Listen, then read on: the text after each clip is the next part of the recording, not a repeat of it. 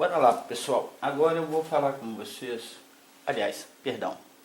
Aqueles que estão pegando o vídeo aqui agora, voltem no vídeo anterior, porque senão vão pegar o bonde andando, não vão entender nada do que a gente está tentando passar aqui, ok? Então, se você está chegando agora nesse vídeo, tem um vídeo anterior falando sobre tecidos. Bom, continuando o papo aqui com vocês, gente, eu vou falar o seguinte sobre tecidos. Muitas das vezes é comum para mim uma pessoa vir falar comigo sobre o preço, principalmente o preço de tal tecido, tá, aqui tá barato, lá tá caro, lá tá... Eu digo que o preço é muito importante, sim, mas a gente tem que avaliar as qualidades dos fios ao qual a gente está comprando, a gente tem que avaliar a qualidade, a capacidade de fornecimento, porque não adianta muito você, por exemplo, faz um determinado tecido, você compra ele muito barato. Às vezes você está comprando um tecido barato, mas você não sabe. Muitas das vezes acontece muito de no mercado você está comprando, principalmente aqueles que trabalham com saldos, pensam, poxa, eu estou comprando isso aqui, esse tecido está mais barato, ele está com um leve defeito aqui, eu aproveito o outro restante. E quando ele chega na mesa, ele começa a ver que ele perdeu muito, está entregando um produto sem qualidade e tal. E quando você tem um fornecedor confiável, tá? E tem muitos fornecedores assim, o que acontece? O fornecedor confiável, ele trabalha com a margem do dólar, né? Ele tem altas e baixas no dólar e ele compra o fio em momentos de alta e baixa, né? Então isso influencia bastante no preço do tecido que a gente está usando. Mas tem uma coisa, um fornecedor que já é experiente, que já produz o próprio tecido e está fazendo, esse tipo de fornecedor, ele mantém as qualidades do produto dele, porque ele sabe que ele tem você como cliente. Muitas das vezes a pessoa vai procurar do fulano, do Beltrano, que vende uma malha mais barata, que está... O que acontece? Ele começa a formular a coleção dele, elaborar a coleção dele, e depois que ele faz a coleção, que ele põe a coleção para vender, ele vai procurar o tecido e não encontra, né? Isso acontece muito com a linha de estamparia, né? Tecido estampado. Às vezes você gosta muito de uma estampa, mas depois você não encontra ela mais, né? Porque eles trabalham mais ou menos por tendências, né? Então, à medida que vai passando, você não compra, você não consegue encontrar. A mesma coisa acontece com essas malhas muito baratas que você compra, porque o cara vai lá, compra um saldo numa empresa que está fechando, compra restos de malhas e um monte de coisa, te vende aí baratinho. Às vezes uma malha que está custando aí no mercado 20, 22 reais, você fala, poxa, tá caro, minha peça está ficando cara. Você vai lá e compra de um outro fulano lá, uma malha que ela custa 14 reais. Aí você fala, poxa, mas essa malha também é mais barata. Tem alguns detalhes. Você lembra que eu falei da fibra lá embaixo? Às vezes acontece da fibra, nos momentos de alta não vinha a mesma fibra. Outra hora acontece também de vir uma fibra de pior, de qualidade ruim. Aí um fornecedor como esse aqui, ele às vezes produz e é indenizado por aquilo e vende para esse cara lá, né? Tinge e vende para esse cara lá. Esse cara vende baratinho. Só que na realidade esse aqui, que é um fornecedor sério, que ele precisa manter uma clientela, ele não vai te colocar um produto porcaria, porque ele sabe que ele vai te perder, né? Então, e esse pessoal que trabalha dessa forma, eles trabalham, gente, com um volume um pouquinho maior de coisa, então é muito difícil comprar 1 quilo, 2 quilos deles, né? Isso eles te dão até por amostra, mas eles trabalham geralmente por quantidade, né? Porque isso é um processo caro. As pessoas ficam procurando preço baixo, preço baixo, preço baixo. Eu entendo que a gente tem que baixar custo, né? Mas muitas das vezes não é a forma mais correta. Eu penso aqui, Júlio, eu penso o seguinte: se eu tenho uma camiseta, se eu tenho uma malha boa de uma camiseta, vamos supor que eu produzo a camiseta ou vestido ou o que seja, e aí eu tenho um produto com a malha confiável, que eu tenho uma cartela de cores ao qual eu posso vender, eu faço a minha peça com uma qualidade boa, perdão, gente, faço a minha peça com uma qualidade boa, e o que eu faço? A minha peça, os meus clientes vão conhecer. Então, quer dizer, o meu trabalho está se espelhando naquela qualidade. O meu cliente às vezes vai se dar o luxo de preferir comprar uma peça minha do que comprar uma peça que ele não sabe de onde que veio, aí que ele vai ter que mandar fazer ajuste, vai fazer aquilo, né? Porque a gente desenvolve modelagem de acordo com os públicos da gente, a gente desenvolve o tecido de acordo com o público que a gente tem, né? Eu sei que isso aqui é um assunto muito chato, mas é muito interessante ficarem pelo menos atento a isso. Porque às vezes você procura uma malha com um fulano lá desse tom aqui. Ele te vende essa malha por... Ah, eu tenho uma malha lá, eu tenho 30 bobinas dessa aqui, ó, R$10. Só que ele não tem a ribana para ela.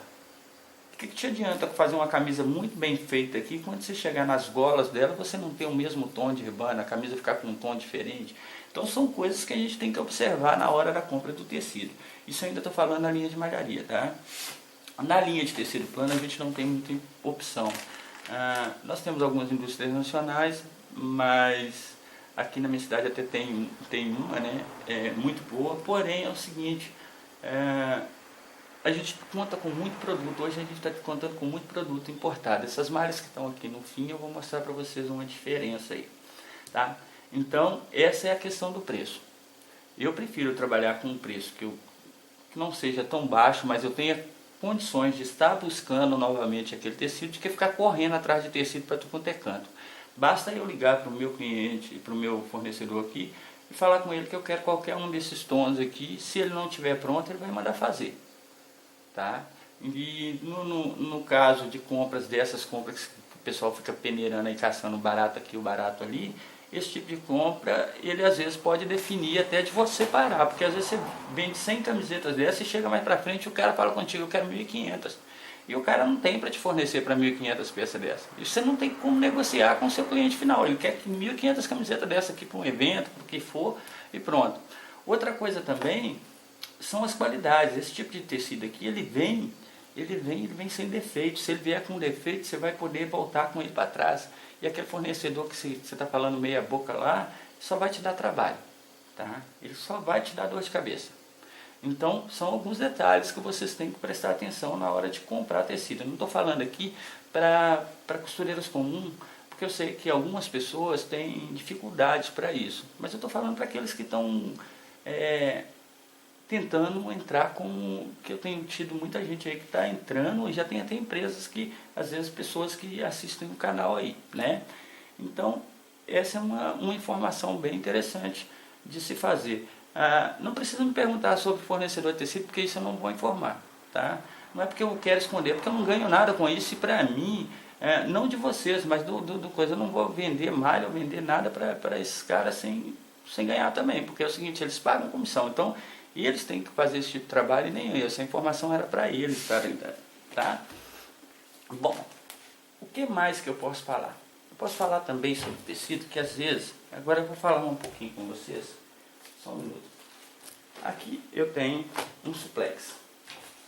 Aqui eu tenho um suplex importado, que ele é muito ruim, na realidade ele é poliéster, tá? Com elastano, mas teve na moda aí o ano passado, que é o famoso, que o pessoal estava chamando ele de neoprene, e ele não tem nada de neoprene, ele tem um suplex que eu acho que é um pouquinho inferior, apesar dele ser um pouco mais grosso, tá ok? E eu tenho um suplex de poliéster, também a mesma coisa. Bom, uma coisa interessante que eu vou falar com vocês, vou pegar aqui a minha fitness, eu vou dar um exemplo para vocês, tá? Vou tentar dar um zoom aqui, gente, espera aí só um pouquinho. Bom, não sei se vai ficar bem visível isso para vocês aí. Eu vou tentar resumir algumas coisas. Como eu vou falar de corte com um amigo aí, eu vou falar com vocês o seguinte, que o corte ele é elaborado de acordo com o tecido que você tem e a modelagem que você tem, tá ok? Às vezes você tem uma modelagem, mas ela não comporta num determinado tipo de tecido. Vou dar um exemplo para vocês aqui. Aqui nós temos, todos esses tecidos são suplex. Suplex esses tecidos aqui são tanto suplex de poliamida quanto suplex de poliéster. Eu vou dar um exemplo do suplex de poliéster aqui, esse primeiro suplex aqui. Ele é 88% de poliéster e 12% elastano. Lembra que eu falei com vocês sobre as etiquetas? Elas têm que ter essas informações que está aqui. Um fornecedor sério te fornece isso para que você possa comprar a etiqueta e não ter problema. Tá? Então, 88% de poliéster e 12% de elastano. Agora vamos ver como é que esse tecido funciona. Vocês lembram que eu falei com vocês que a linha de malha a gente compra por quilo? Então vamos lá. A largura desse tecido, que é ramado, ele é tecido completo, ele não é tubular, a largura dele é de 1,60 m. A gramatura, vocês vão falar, poxa, Júlio, agora você pegou pesado. O que é gramatura? Bom, Vou dar um exemplo de gramatura para vocês. Esse aqui é uma gramatura, deixa eu ver aqui. Essa aqui é uma gramatura 240. Essa aqui deve ser uma gramatura 340, porém com fio mais ruim, tá? Beleza. Só para vocês entenderem, é a grossura do tecido, o peso dele, por isso gramatura, tá ok? Então vamos lá. Esse aqui é 88% de poliéster, 12% de elastano, 12%, mais uma informação para vocês. É uma taxa muito alta de elastano no tecido, tá? É bom pra caramba, é um tecido que estica bastante, principalmente para a linha de leg. Então, 88 por 12 de poliéster por 12% de elastano, a largura ele tem 1,60 m, a gramatura ele tem 1,40 m, e o rendimento dele por quilo, ele dá 1,85 m por quilo. Né? Então por aqui já vai te ajudar a elaborar tanto as suas fichas quanto o seu corte. Você já vai ter uma informação de como vai comportar o teu corte, né? Até suas perdas vão influenciar aqui. Vocês querem ver como? Bora lá. Aqui embaixo nós temos uma outra gramatura, porém um outro tecido, um outro suplex, porém seu suplex de poliamida. E nesse caso aqui está escrito Power, tá vendo? E aqui Poly. Na realidade, esses dois nomes são dados pela empresa que fez esse coisa, porque na realidade é a linha Fitness, que é Suplex, né? Então tá, nessa de baixo aqui nós temos 88 por 12 também, igual a de cima. Porém, a diferença aqui é que aqui em cima é poliéster e aqui é poliamida. E o elastano continua da mesma forma, 12%. Só que aqui vocês vão notar uma outra diferença. Na largura, esse aqui dá 1,70 m, 10 centímetros a mais. Você ganha na largura. Na gramatura, esse aqui está 340. Ele é mais fino do que esse que é 360. Tá? E no produto do rendimento final, tá? Esse aqui você vai ver que é 1,63 m, em contrapartida esse aqui é 1,85 m. Então esse tecido aqui, ele tem um fio mais caro, que a poliamida é mais caro do que o poliéster. Um fio mais caro. Em compensação, é um fio um pouco melhor, tá? E ele tem um rendimento menor que 1,85 m, porém ele tem um pouquinho a mais de largura, né? Não sei se dá para compensar muito bem aí, vai dar... Não vai dar para compensar, ainda vai estar perdendo aí um pouquinho, né? 1,85 m para 1,63 m de diferença. Agora olha só para vocês verem, vocês pensam assim, poxa, poliamida é tudo igual, estou costurando poliamida. Vamos ver uma outra coisa, uma outra diferença? A outra diferença vocês vão encontrar aqui. Aqui nós temos um outro suplex de poliamida, porém ele muda um pouquinho a composição. Essa poliamida ela tem 88 por 12 de elastano. Essa de baixo já tem 90 por 10. Agora olha só para você ver. Essa aqui tem 1,70 m de largura. Essa aqui tem 1,60 m. Ela perde aqui. A gramatura dessa é 360, é bem grosso. Essa aqui, a gramatura é 240. Agora vem a grande diferença. Esse tecido aqui é um tecido mais leve, que é aquele tecido para top, para biquínis e aquele coisa. Olha a diferença. Esse aqui, que é um para leg, ele vai dar 1,63 m de largura. De rendimento, perdão. E esse de baixo vai dar 2,60 m, quase que o dobro, né, de rendimento. Então quer dizer, esse tecido, aí vocês vão falar, poxa, mas aí esse aqui é bem mais negócio. Mas depende da peça que você vai fazer. Se vai estar fazendo um top, provavelmente você vai ter que usar isso aqui. Se você está fazendo uma leg, provavelmente não, mais certeiro que você venda esse aqui. Porque essa aqui vai ficar muito fina, na hora que o seu cliente vestir, ela vai ficar aparecendo as calcinhas, vai ficar aparecendo marcas e esse tipo de coisa, tá? Essa aqui vai prender um pouco mais no corpo. Então, não basta ser poliamida. As pessoas me perguntam as coisas, tá? As pessoas me perguntam aí, constante. Agora mesmo eu tive uma pessoa me perguntando a seguinte coisa. Júlio, influencia o tecido... Qual é o nome da menina? A Sandra Tavares. Ela me perguntou o seguinte. Júlio, influencia na costura? Bom, influencia bastante. Tanto a fibra de algodão, quanto a fibra a fibra de natural, quanto a fibra sintética. Um exemplo claro é esse que está aqui, ó. A fibra de algodão, vamos dar um exemplo do algodão. Você está costurando o algodão, sua máquina está toda regulada para algodão. Para você estar trocando, por exemplo, para poder estar costurando um fitness daquele que eu mostrei, você vai ter que regular todos os pontos da sua máquina, vai ter que regular calcadores, vai ter que é a pergunta justamente da menina, o calcador dela estava travando Então tem que ter uma regulagem, você às vezes vai precisar mudar toda a regulagem. Então a troca, essa troca de produto na máquina, ela pode gerar uma perda para você em questão de tempo, né? Mas ela é necessária porque você precisa ajustar a sua máquina para não ter dor de cabeça. Acontece muito de um tipo de tecido, a pessoa está costurando lá uma malha na máquina dele e faz uma bainha perfeita, ele está acostumado. E depois ele vai fazer uma liganete, por exemplo, é um tecido que eu odeio.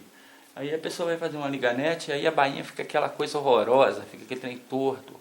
E ele não sabe o porquê, mas é porque ele não regulou, às vezes a máquina dele não está adaptada para aquele tipo de coisa. Então a cada troca de tecido você tem sim que estar regulando, até mesmo nas linhas de tecidos da mesma composição, ou seja, da mesma fibra, mas com fios diferentes ou gramaturas diferentes, você sim tem que estar regulando as máquinas. Então eu sempre digo que você tem que conhecer muito, principalmente quem costura, tem que conhecer bastante o ponto para chegar a um ponto em que, peraí só um pouquinho, para chegar a um ponto em que ele consiga fazer essas trocas sem necessidade de uma mão de obra externa, porque toda vez que você vai trocar um tecido, você começar a enfrentar um problema, você começa a perder. E eu falo aí até a minha amiga Adriana aí de Minas, né, Adriana? Ela sempre fala comigo, fala com o Júlio, olha, peguei um tecido hoje, está ruim, eu não conseguia fazer uma bainha daquele jeito, eu não conseguia tal tecido, eu passo aperto, né? Às vezes a gente conversa 2, 3 horas da manhã, que é o caso que está acontecendo agora, que eu estou fazendo esse vídeo para vocês, tá? Então eu vou parar aqui, no próximo vídeo eu vou fechar esse assunto, né, de tecidos, só com uma abertura de mente para o pessoal. Vou tornar a falar sobre questões de preço e questões de tecido e diferença, e vou tentar resumir aqui, tá ok? Infelizmente eu tenho que picar os vídeos, tá, gente? Então é isso aí. Eu agradeço se vocês gostarem. Se servir para vocês, eu fico muito grato a alguma informação que vocês encontram aqui no canal, tá bom? Tchau!